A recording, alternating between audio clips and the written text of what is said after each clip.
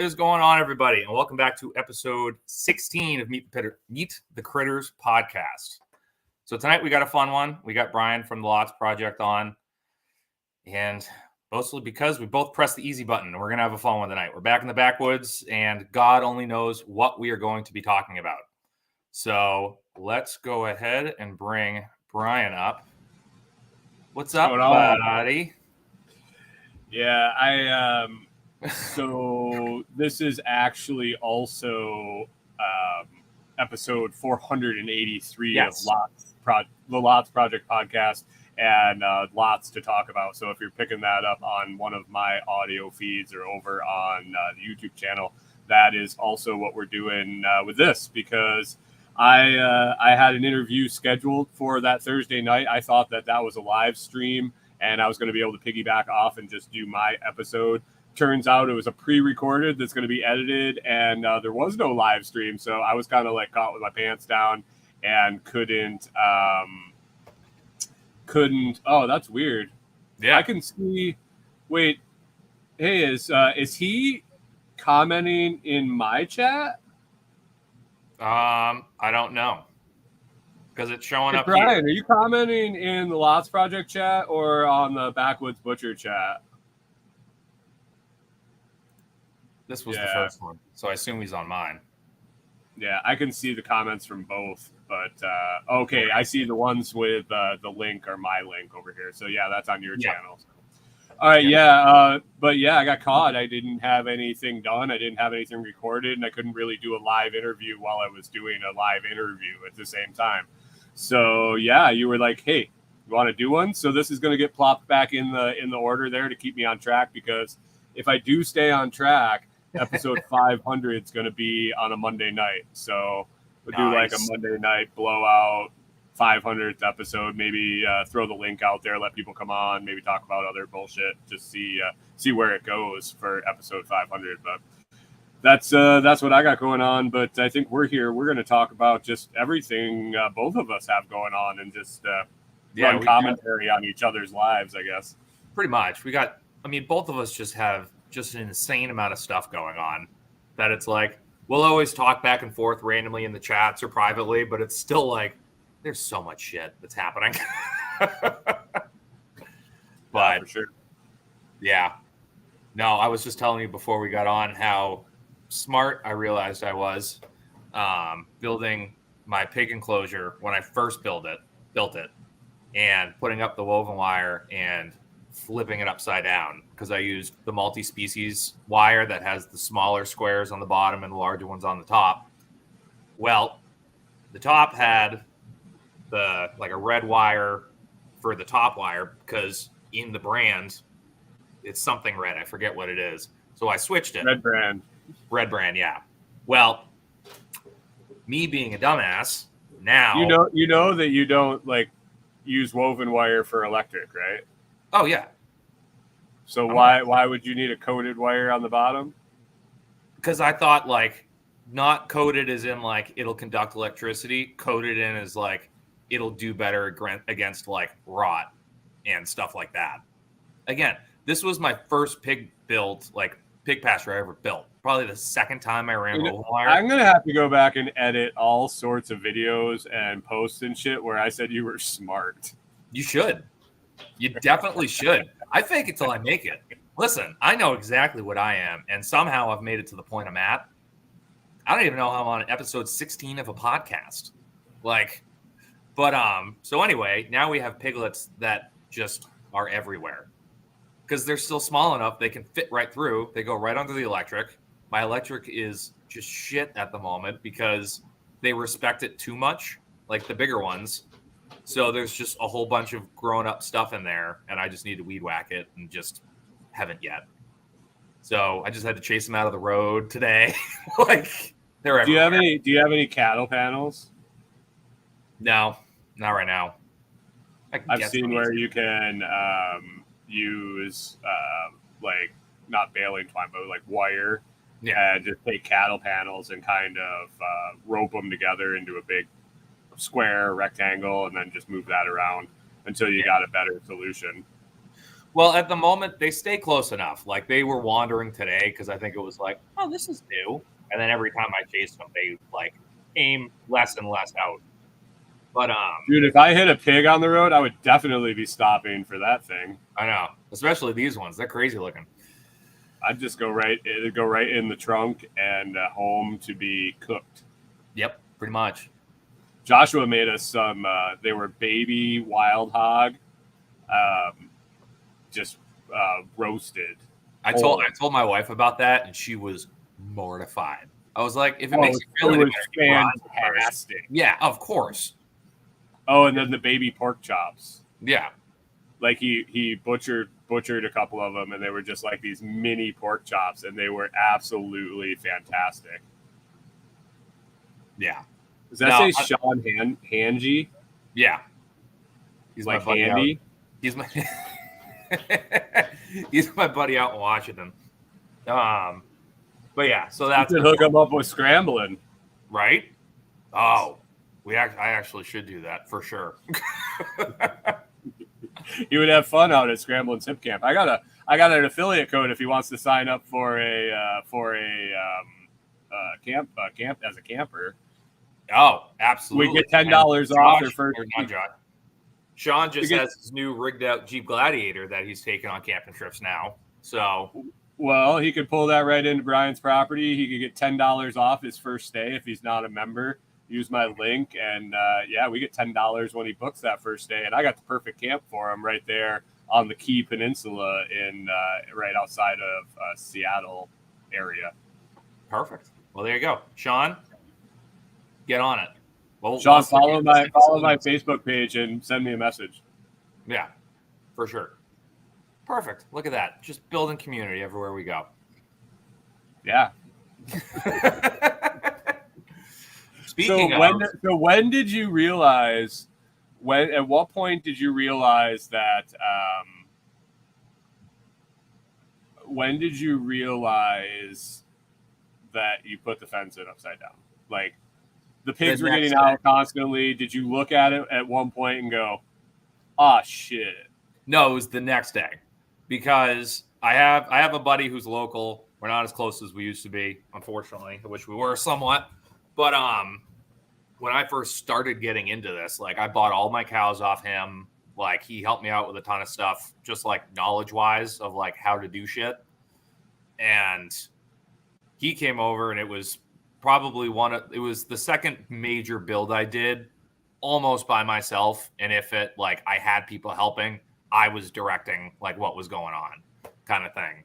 And I was super pumped about it, like super proud of it. And he walks up and he's looking at it. He goes, "Oh, it looks good. This whole stretch and that whole stretch of wires put it upside down. But other than that, it looks great." I was like, "You son of a bitch." Like it was, I didn't even get like time to kind of like enjoy it. It was immediate. And it hadn't been an issue because we've never had like 2-week-old piglets before. So now we do. So. Well, I mean, did you tell your wife that the fence isn't upside down, or you just say we just bought shitty fence? No, I told her. She would have sniffed it out eventually. Listen, it's not worth it. Hey, copy and paste the link in the private chat over into your comments. Oh yeah.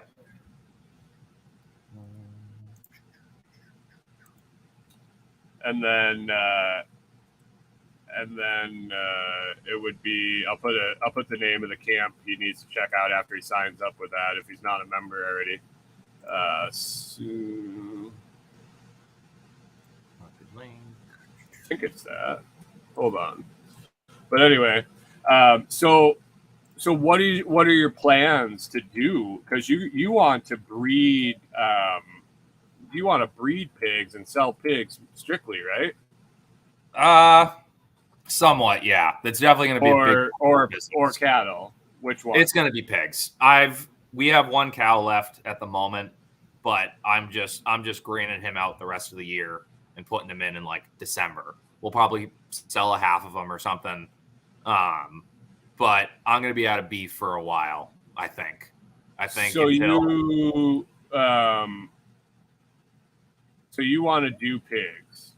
Yeah. Well, easy. Easy. You're gonna need to fix this fence. Right. No, and I need to at some point, and it's going to be interesting. I got a couple ideas to figure it out because it's really just. How big is the area? What is it? That pen is probably 50 by 60, probably. It's a big paddock. So I've got a couple options of what I want to do, and one of them, it kind of fits in that the fence is kind of screwed up because it's not a huge deal. What I'd like to do at some point is either build a farrowing barn or get like one of the Connex like shipping containers and modify that into a farrowing barn that I know I can have a stall, like 3 stalls that I could put 3 pigs in, have them farrow out, smaller area so the piglets aren't going everywhere yet. And it would be right where that fence is. That's the issue. Because the way I've kind of set everything up, I built that main paddock that they're in now first. And it's about an L-shaped paddock overall together. It's probably 90 by 100, but like in an L shape kind of. So what I've done from there is just built off of that. Like the pen that the piglets, what are they, 3 or 4 month old piglets are in now. I built that off of the side of that one, but it's connected to technically 3 different paddocks because there's the one the babies and the mama are in now. There's one behind it that I'm kind of just letting grow in so I can put the mom in there once the piglets are weaned. And then I need to build a gate into the 3-acre paddock that's behind all of those. So I'm going to build a gate from the older piglets paddock into that one. And then when it's time to wean the piglets, the new piglets, we'll just have the electric fence a little higher at that gate, feed in there with nothing in there. So that way the piglets will start moving in and I don't have to like chase them in and then just close the gate one day. So, but then that'll continue me being able to just open the gate and put the big pig or the little pigs into the bigger pastures. So everything is changing right now. Like it's one of those things where I just look at everything and I'm like, oh boy, this is not going to be fun. But it's financially, it's the decision to make. Like the turnaround on them so much better. Right. Huh. Okay. I'm just wondering if you can patch that fence instead, or flip it over, or whatever you got to do. So. Yeah, I was thinking I've got some like scrap chicken wire laying around. I might just run that on it for a quick fix because I know on the back side of that there's no electric there, so I don't have to worry about like hitting anything. I can just run a piece of chicken wire or something along the bottom that they can't push out of. I don't know. Right. It hasn't become a major issue yet, but it has the risk of becoming one. Right. I mean, you don't want your animals running loose, especially when you got a road right there. Exactly. And it's one of those things. It's nothing that's new. Every person I've ever known who breeds pigs, there's just piglets everywhere. Like it's no matter what you do, they're small enough and like whatever it is, they're just out. So it'll get fixed. What really needs to happen is I really just need to go through and weed whack all of my fence lines. And like kind of just readjust my electric, which is interesting as always. Right. Hey, Scrambling, drop the spelling of your camp in the notes. I'm not seeing it come up on HipCamp. Oh no, never mind. There it is. It finally came up. I'm gonna drop a link in the private chat. In the private chat for Brian's camp too, so you can put it in yours. Since we're talking about it, and there are people right there in the area, so there you go. But anyway, so you got those pigs, and are you you said you're keeping some of them and selling some of them. We're gonna keep all of them. We're gonna grow them You're all gonna out and see what we can do. Because it's also keep them all to breed more out of all of them, so not process any. No, we'll process them. We'll sell them live. Yeah, sell them live. Yeah, we'll get them to slaughter weight and then sell them. And process them yourself. Well, those are two different hats, sir. Those are two different receipts. Right, but that's great to have that in-house. Exactly. Store. And it's, again, I've gotten very good at explaining the law, as it should be, of I don't, like, when anything leaves my shop, it's marked not for sale, and it just goes. And like I said, it's two receipts. There's a deposit paid, so you pay a deposit, that pig's yours, and then you get paid. You get charged hang weight at, I think I'm doing $5 a pound this year, and that's just feed, boarding, along those lines of stuff that recoup everything that I have into it.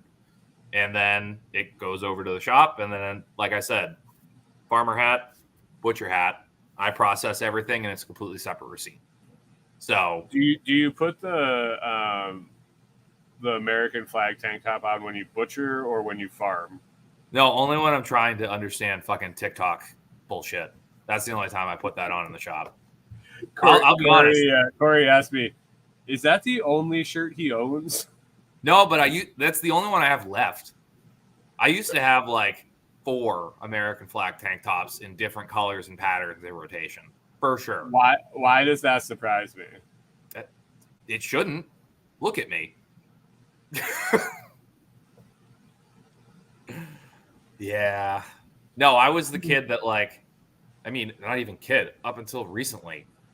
It's probably been a year or two since I've had it in. I used to fly like the flag in the truck, like on the ball hitch, like everywhere I went. I've got an American flag on my back window. The stripes are the national anthem. Like, it shouldn't shock you at all. But no, in all honesty, like, I needed to go and process goats. It was hot as shit. And I'm trying to figure out TikTok. I'm putting in the work to try and understand how to work with the algorithm in a professional sense of, like, all right, if I want to build an audience, kind of do this, that, and the other thing.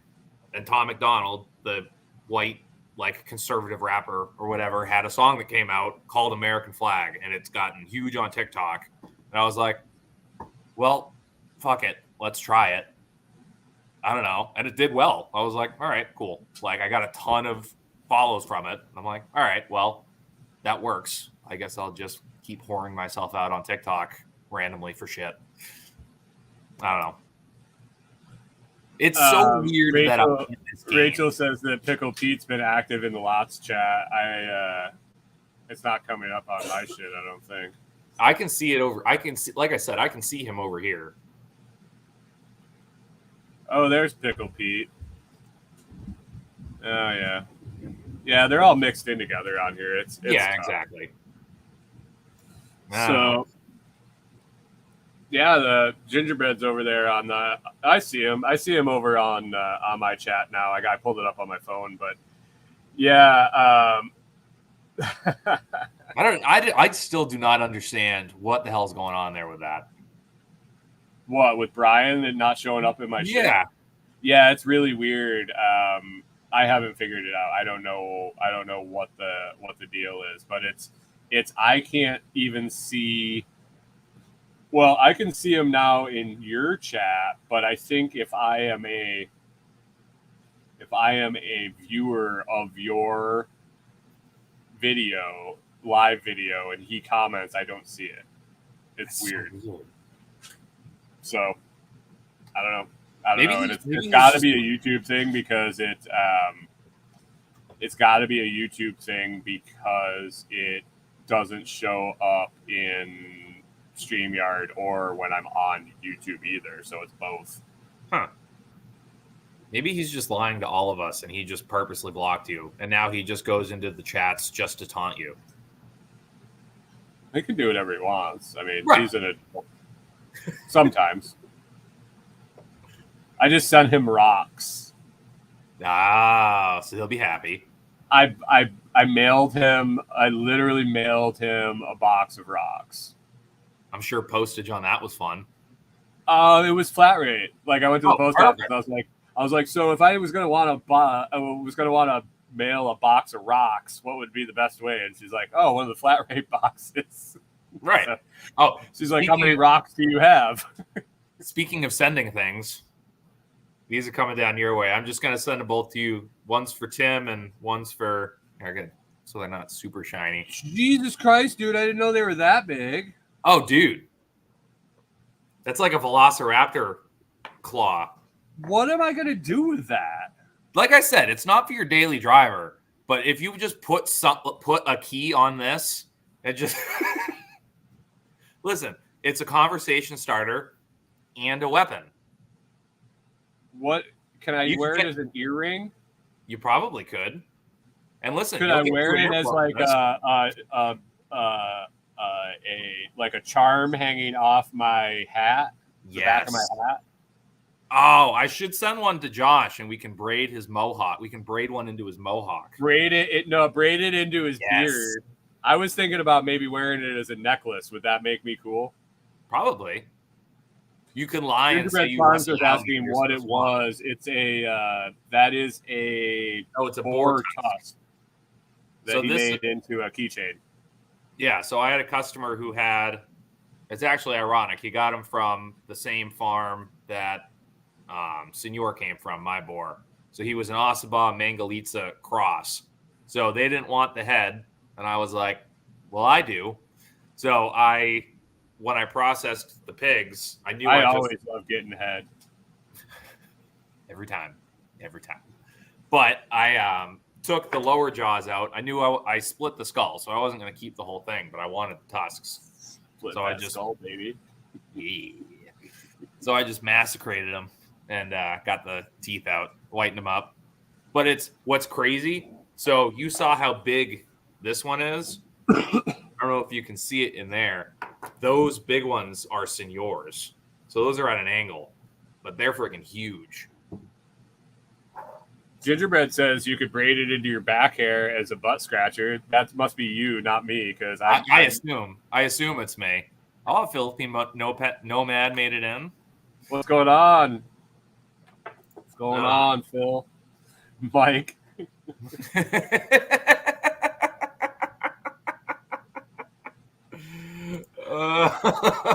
It's morning there, you know. Is it? What time is it there? It's almost exactly opposite of Central. No way. That's weird. Like 7:30 in the morning.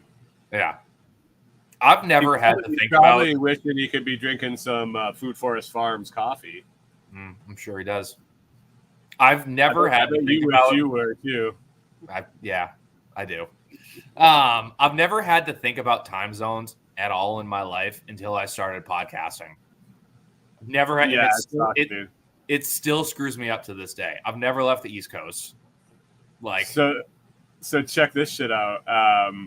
When I was pre-recording interviews for while we were on our trip, I was pre-doing all the blog posts and emails and all that. So basically by the beginning of July, I had like 3 weeks worth of interviews. So it would air, and then the blog post would post, and then the guest would get an email with all the links and all this shit.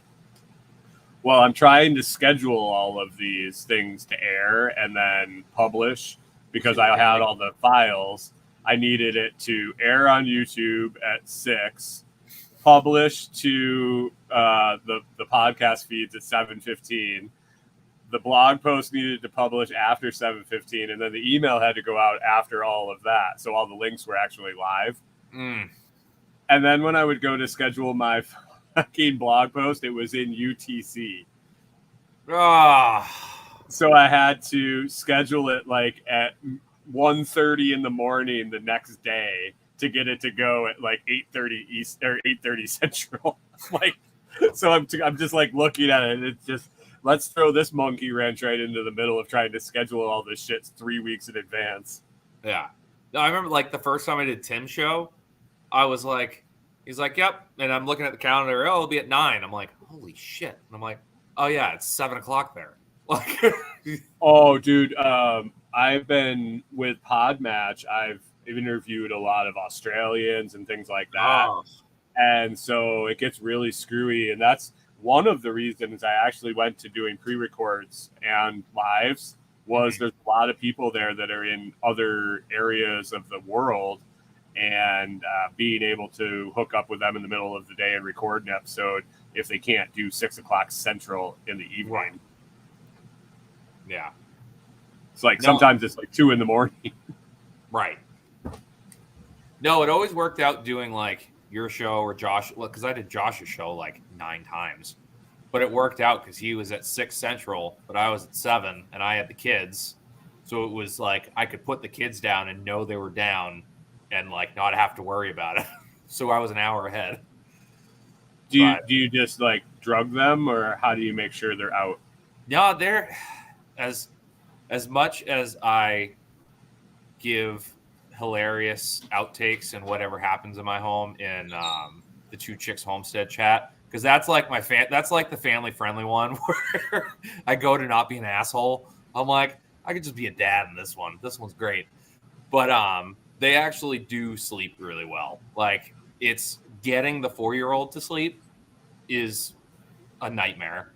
But once she's down, she's usually down. And if she gets up, you know something's wrong. And then It'll help her fall asleep is some salad. It's like blowing her face like a cat. And then the 1-year-old, she's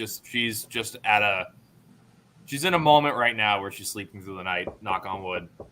But yeah, no, I just kind of run with it, especially on like, because my wife was home on call today, which was nice. So she was home today. But usually I've got the monitor that I'm looking at through the ring light to see movement.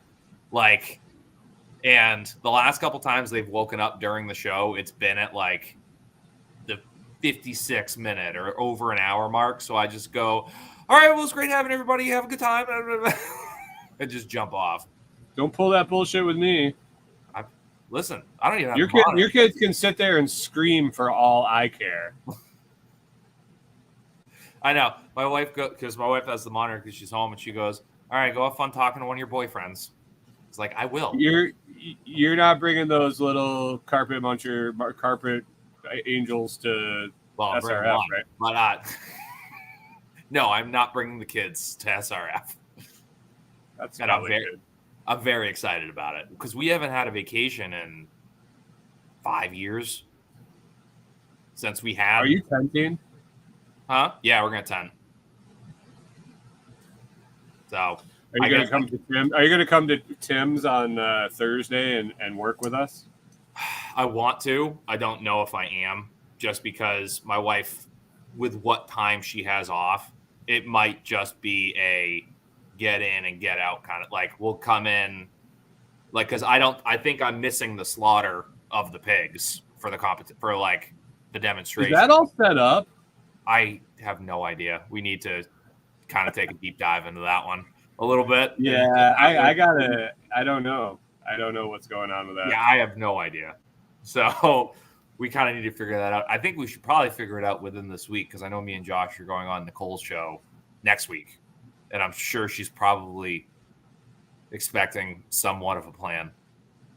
I would hope so, but I don't know.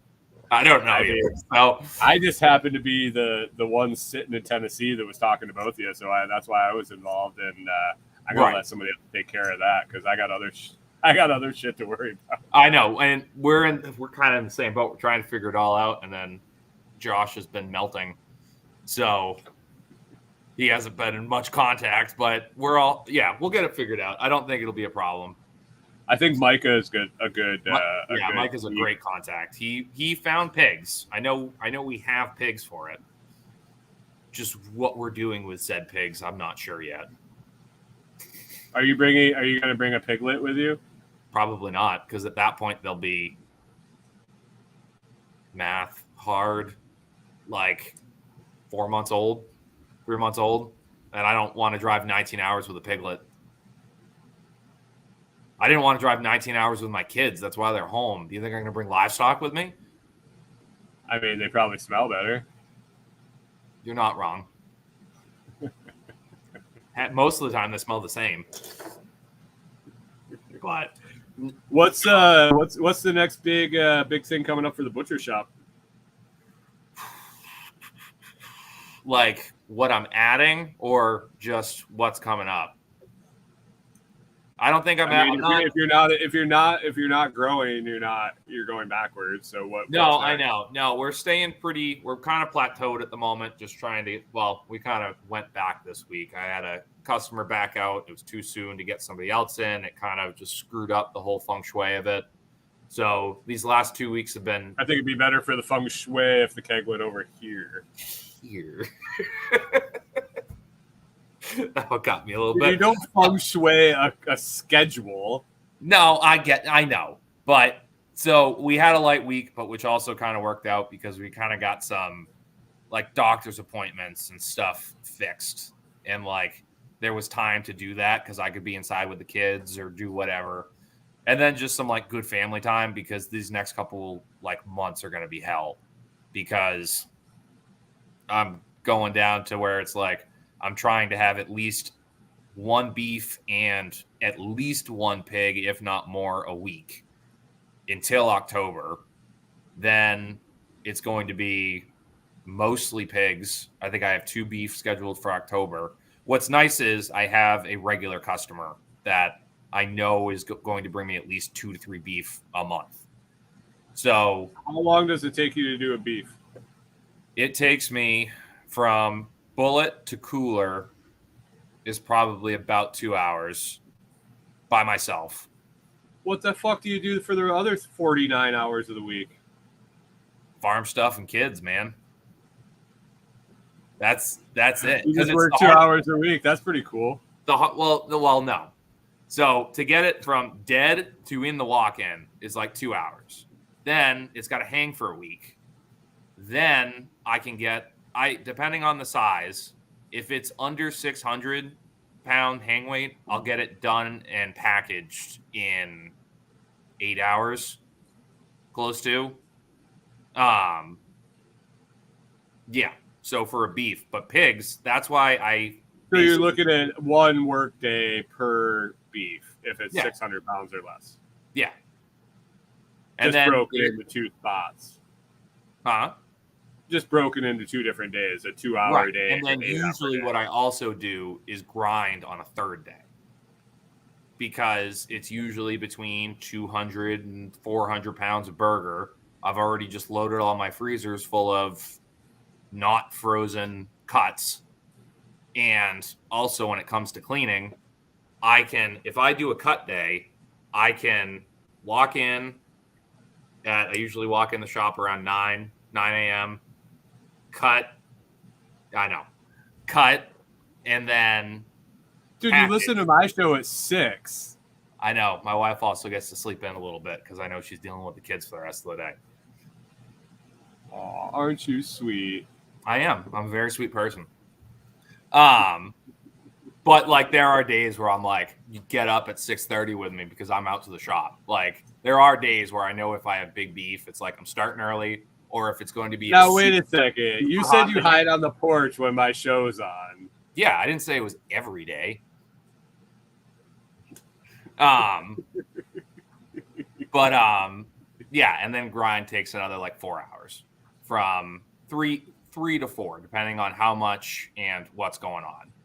But it's right now I'm still cryovacking whole beef in just a 12-inch bar chamber sealer, like by myself. It is god awful.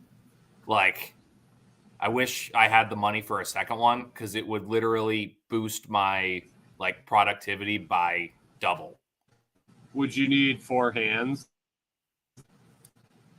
Yeah, if I had somebody packing while I cut, it would be the biggest thing on the planet. But right now, I really can't afford to hire someone.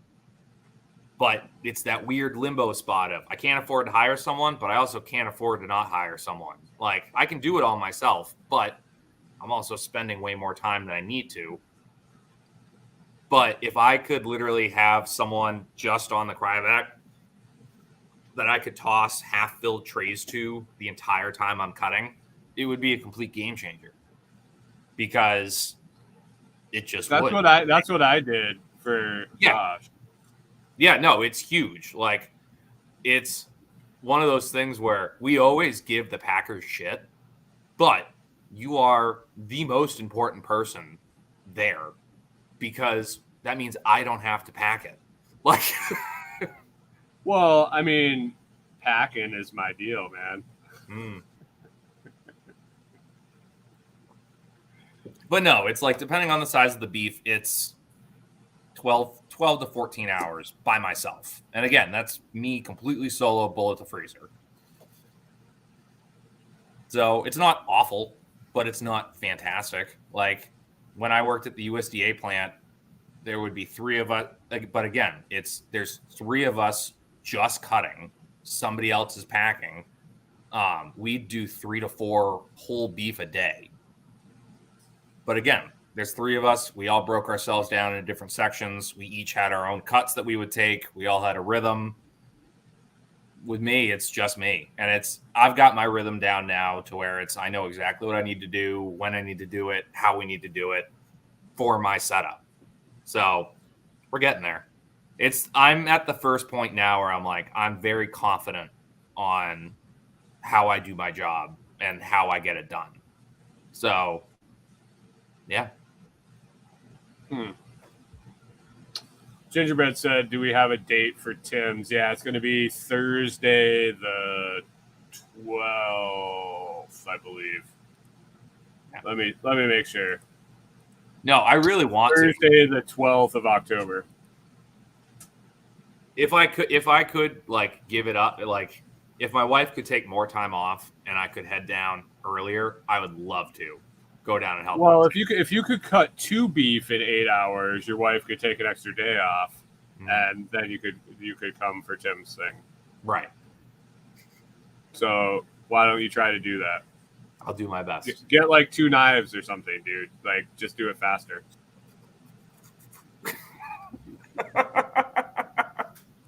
But no, there are moments where it's so with pigs being so much quicker, have you ever done the math out to like if you were doing all pigs or all beef and that's what you did every day and you were able to dedicate 10 hours a day, 5 days a week or 6 days a week, what would be more lucrative, running pigs or hogs through there? Pigs all day. But again, I'm not like I book myself out like every 6 weeks I book myself out. I've just now recently been able to, now that my wife's schedule's a little more exact, like going forward, I'm able to plan out a little bit further. But I've tried to get all of my beef customers in the next like 2 months, like August and September. I'm trying to get all of my beef customers in that are like on the stray. They're not my everyday customer, or every like month customer. Do they finish beef before winter or do they try to finish them before winter in your area just so they don't have to feed them over the winter? Yeah, exactly. Like I'm going to get, it's not like a year-round thing for the beef. Yeah, like I'm going to get so many more beef calls in the next couple weeks of people just like, hey, I'm going to bring my beef in. And I'm like, no, you're not. Just because I feel bad saying no sometimes, but I'm like, how about pigs? Do the majority of people, or is that year round? Pigs are not year round. So that's the problem. If I could do pigs out straight, I would do pigs out straight, because there's multiple things you're looking at of why you're going to move pigs faster than you're going to move beef. Just starting with the hang time. I only hang a week. So I hang a week less than the standard of 2 weeks. But I also break my beef into 6 or sometimes 8s, depending on the size. Like if it's like a 900-pound beef, I break it into 8s. So that way each individual section has the time to go through rigor and start to like settle and like form. Because if you try to cut hot beef, I mean, I know Tiffany, who's been on Josh's show, she literally kills, cuts, wraps right there. And I envy her somewhat but I could do it. I don't want to. But with a pig, I could slaughter 3 pigs. The next day, they've already set up in the cooler, depending on the size. Like if it's a like breeder or something with a really big fat cap, I'll probably let that hang a day or 2 to make sure it settles in. But if they're 190-pound Yorkshires that they just have a decent fat cap, good quality, you could kill one day, cut the next day, grind the next day, and they're gone in 3 days. And Is it the other thing it about cost? Is it costing on the farmer side that they don't want to finish year round with the pigs? It's also one of those things. There are a lot of people who raise pigs up here. There are not a ton of people that breed pigs around here. So it's the majority of the people don't want to raise pigs through the winter. And I get it. Even though What's the finish cycle on a pig? How many months? it depends. It's all over the place. If you're looking at Yorkshires, like the big pink production pigs, 6 months. My Herefords, 6-7 months. You can get over 200-pound hang on a Hereford in about 6-7 months. But So less than a year. So you yeah. can avoid going through a winter. Yeah, and that's what a lot of people do. That's why everyone is always in that rush at the end of the summer and into the fall to get your pigs in somewhere. And that's been like the waterfall cascade of hell that's come across butchers the past couple of years, with everybody looking at the way of the world and how your food's made and who's making your food and stuff like that. People are going back to nature, or going back to like, I'm going to raise my own food, which I love. I think it's awesome. But so many of these people, I always make this joke, and I'm not a Republican, I'm not a Democrat, whatever, but America. I feel like so many people that are getting into it now, which again, I'm glad they are. It's awesome. But they look at it and go, the Republicans can do it. I could probably do it too. And it never works. That's literally the attitude I've felt coming off of these people when I'm taking in their pigs or their cows or whatever. They just have this air to them of like, well, if these idiots can do it, I can do this. And they never can. It's the funniest thing every time. But like, I've had so many people. Did you see that? What happened? It's just huge lightning flash outside the window. Oh, fun. But no, I've had this like new onset of people that it's like, I get the call and they're like, that's crazy. They're like, oh, I have these pigs. I didn't know much about them when I got it, and I need them gone now. That's crazy. That is insane. That's a lot of hunger. Oh, yeah. Of course I can. You're in the depths of hell at the moment, it sounds like. The camper's shaking. Yeah, I'm sure. It feels like there's a bomber flying over at like 100 feet. But no, I get all these people that are like, I had one person, it was a year ago now, I think it was last year, and they called a year in advance to get their pigs in. And I was like, all right, cool. Like, good for you. Maybe it wasn't a full year. It was probably like 10 months. They're like, we don't even have our pigs yet, but we want to get a date. I'm like, all right, perfect. I appreciate that. She talked to me for an hour and a half in a Michael's parking lot in North Con, like on the phone. I'm just sitting there with my kids in the back, like, okay, I need to go now, but I have this question. So anyway, about 9 months later, she calls back and we get the pigs in, and they had moved from Massachusetts and decided they wanted to raise their own meat. And these pigs were only fed organic vegetables and nothing else. There were no grains because there was grain. It was organic, chemical-free grain shipped out from California, like this, that, and the other thing. And the first question they asked was, how much bacon are we going to get? And I looked right at them. I said, you're not getting any bacon. They're like, what do you mean we're not getting any bacon? I'm like, I can see this pig's ribs. This is a 9-month-old Yorkshire, and it's going to dress out to 100 pounds. Sure enough, one was 99, one was 101. Like, I still remember because I was like, no, I'm going to make this point. Like, I understand that you want to do everything in your power to have the healthiest meat possible.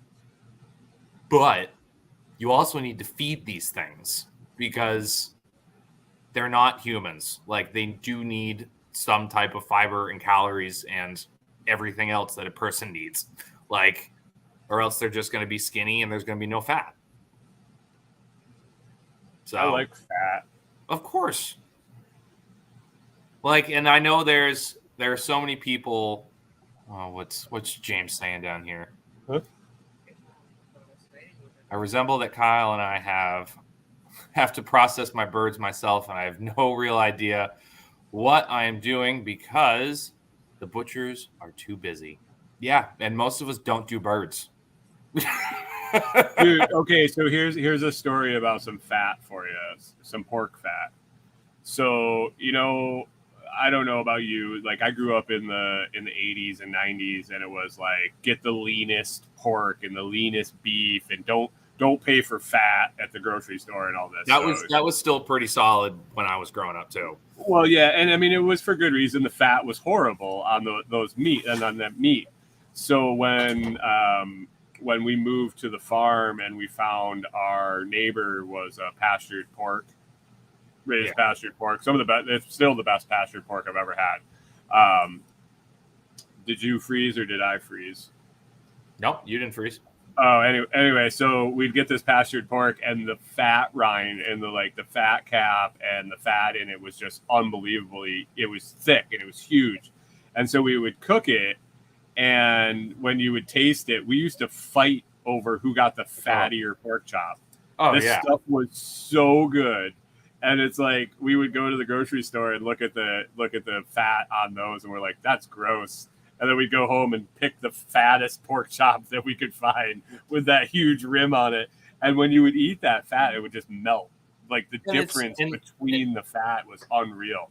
And the leftover bacon grease for you. Like the leftover bacon grease was like pure white. Oh yeah.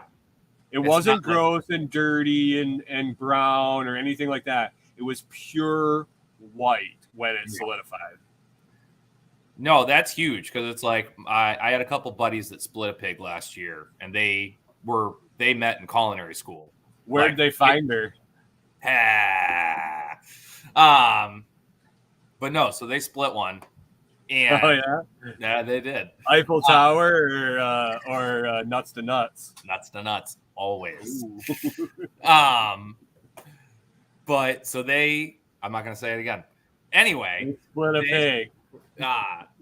They tried it for the first time, and they were both like, holy shit. Like, we haven't had like this kind of pork since like culinary school. Since college days. It's college days, right?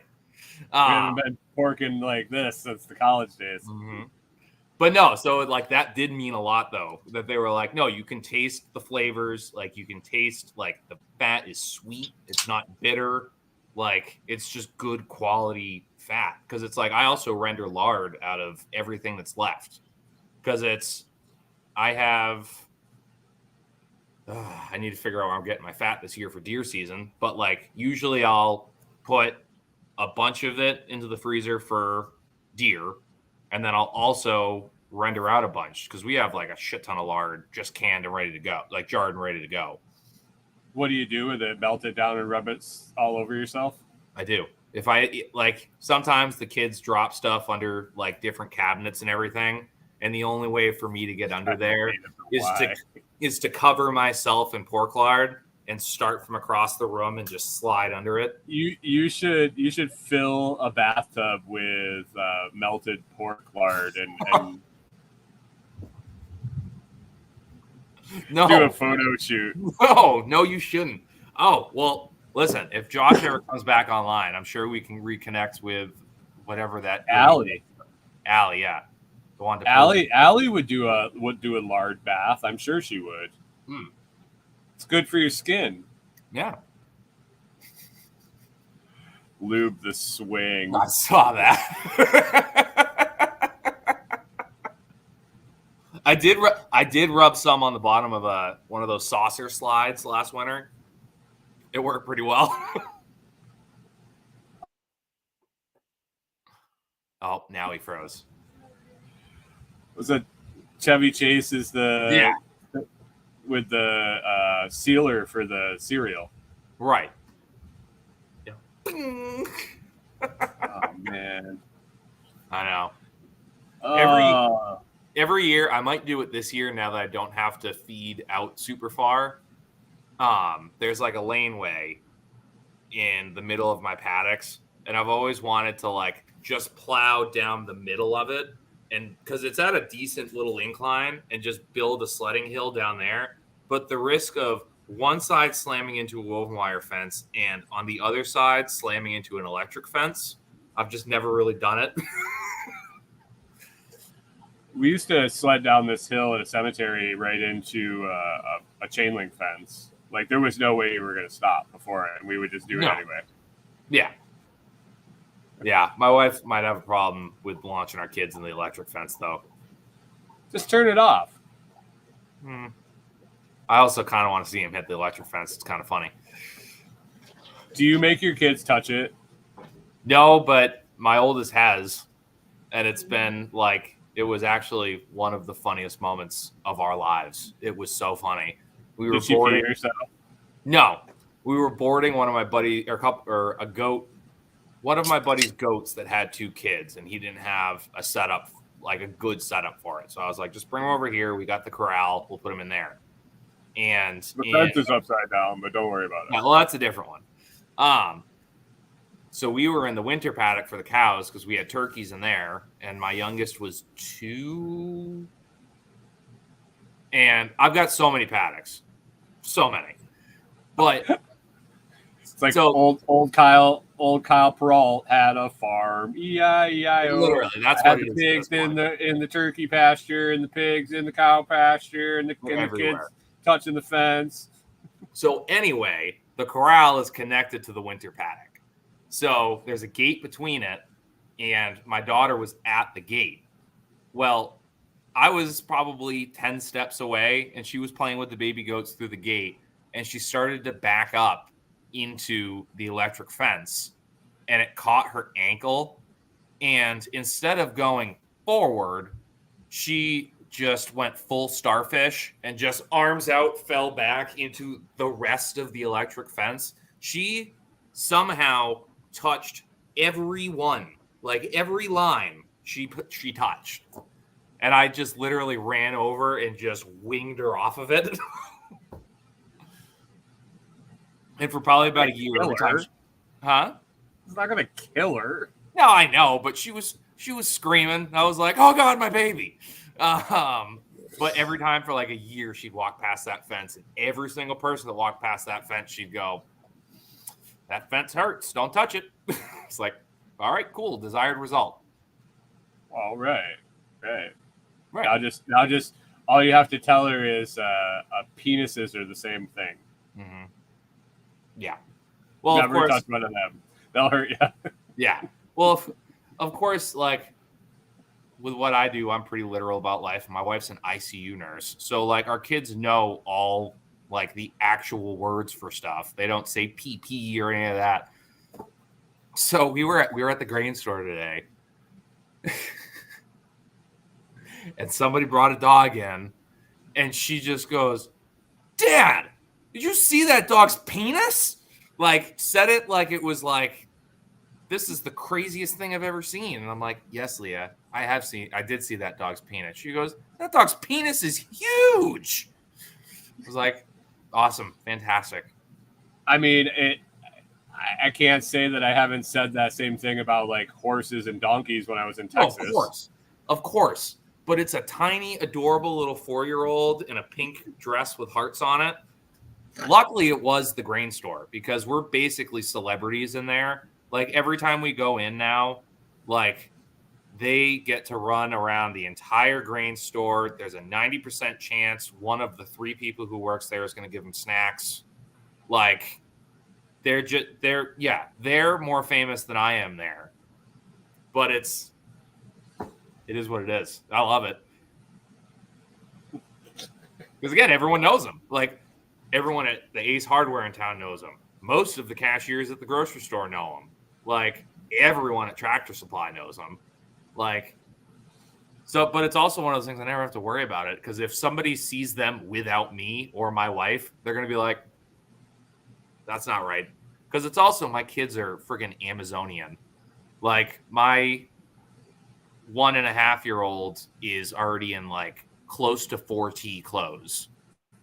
And my 4-year-old's in like 7T. Like she's almost at the point where she's no longer in like the toddler or whatever clothes. She's almost just in like little kid clothes. Maybe you should put it on that vegan pig diet.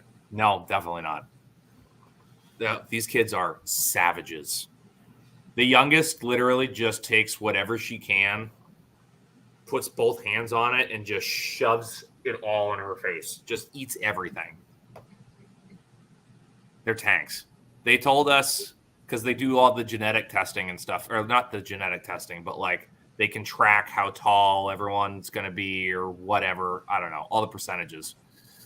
And they did it for the oldest, and they're like, she's going to be like 5'11". And we're like, that's not shocking. My wife's 5'11". Like, I'm 6'4". That's not shocking. We did it for the youngest one, and they go, she will be 6 feet.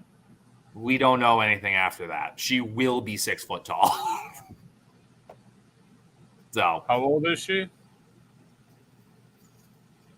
1.5, close to. Like, I'm rounding up, but basically 1.5. How old are you? 31. You better stay in shape. Mm. You're going to be beating off guys. I know. I'm already doing that. So,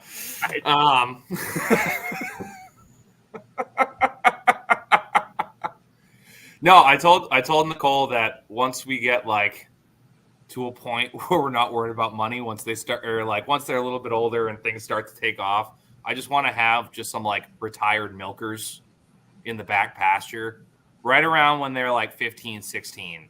So when they come home, they're like, oh, so-and-so is going to come pick me up for a date. I'm like, okay, about what time? Perfect. Because about 5 minutes before that, I'm dropping the cow in the driveway. There's going to be two results of that. Either they're going to be terrified of me, or they're going to go, can I help? Either or, I'm happy with. They're going to be bringing girls home. Don't worry. That's fine. Fine with it.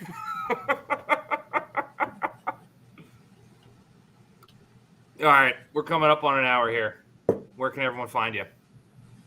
Me, thelotsproject.com, or on YouTube, The Lots Project, or all the other socials and stuff like that. I think you put all the links in the video description. I have all my links, but I'm really focusing people over to the website, thelotsproject.com, and sign up for a 30-minute chat, and let's bullshit about what you got going on, or if I can help people out with anything hip camp related, cryptocurrency, getting started in cryptocurrency, homesteading, ideas, problem solving, that kind of stuff, or just let's chat, and maybe I can connect you with somebody that you guys could benefit from each other. So that's what I got going on there. You can find that just on the homepage, and then all the other stuff at the site is pretty fun to dig into. So yeah, I completely forgot. Should we talk about our little bit of our thoughts and ideas about moving forward with possibly some hip camps and stuff up here, or do you want to wait for another episode of that once we figure some more shit out? I don't know. We could probably get more in line with what we're doing, and then we can talk about that. All right. Well, stay tuned, folks. There's some. Stay tuned. Dun, dun. Dun, dun, dun. All right. And for me, you can find me at Backwoods Butcher 603 on everything: Instagram, TikTok, YouTube. We're on Nostr. All of the podcasts get streamed on everywhere you can download a podcast, including Fountain. Thank you, Brian. And yeah, no, I mean, we got some interesting stuff coming out next week. I think I'm doing a pig skinning video with that new smaller skinning knife. and I'm going to try and somehow edit a YouTube safe video of pig castration. So stay tuned for that. Yeah. That's Smiley been the, face stickers. huh? Yeah, Smiley exactly. face Smiley stickers. face Or stickers. walnut stickers. I was thinking walnuts. Pecans or something. Yeah. Also, seeing as K-Bonk just popped up, ironically enough, I want to give a shout out to him. We're kind of in talks back and forth about him sending me some black walnut tree transplants for a couple of the pastures out here, because I have not fully decided yet what my fields are going to be from now on. Whether or not I'm going to keep them completely cleared hayfield or start to plant some fruit trees, some nut trees, kind of make a food forest kind of setup, get a silvopasture going. Because just because I got the trees there doesn't mean I can't pasture cows across it. Just means it's going to be a bitch to hay. So just keep them the width of your haying equipment apart, and then just hay down the rows. Yeah. So I don't know. Again, I actually should have looked up the guy's name who left the comment. I had a comment on my most recent YouTube video where I was talking about everything I'm doing, and I blatantly kind of went, "It's all time and money, and I don't got either. So we're gonna figure it out as we go along." And he commented, he's like, "I love hearing that," because he's like, "I get sick of all of the people that like all of the videos where they just go out and buy absolutely everything they need, and they have all of the fanciest equipment, they have the fanciest setups and all that." Because I'm not that. Like, I try to keep my stuff as professional as possible and like done well. It's probably besides butchering, it's the one thing in my life that I try to do a really good job of keeping it like what it needs to be. But also at the same time, again, it's all time and money, and I don't have either. So we're gonna make do with what we can. But dude, you got 24 hours a day. I know. Little kids, man. You remember little kids, it's a time suck. Because even when you have time, there is no time. Because it's like, all right, monitors you don't. Need a nanny. You need a 19-year-old nanny. Yeah. Just a South American 19-year-old, approximately, I don't know, 5'2" to 5'6". No. Sounds like you've already contemplated this. It sounds like my wife's already contemplated this.